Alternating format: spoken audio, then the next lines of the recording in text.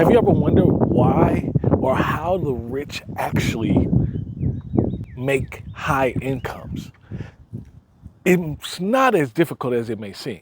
Well, number one, they are they spend a lot of time in being self-aware, understanding their strengths and weaknesses, and they pick a career that they actually have interest in that is broad enough so that they can grow and develop. The second thing is they're fanatics about learning every which way that they can be considered an expert, knowing the nuances to their job. But not only that, they always stay current in what's relevant in their field to be able to forecast how they need to pivot in that arena to upskill. And number three, they become very uncomfortable with the fact that learning can cause them discomfort. Learning a new skill, learning new information, applying new thoughts and concepts. They're great at pivoting whenever they have a project. And those three things, if you do it in your job all the time, you will fanatically get better and your income will go up drastically.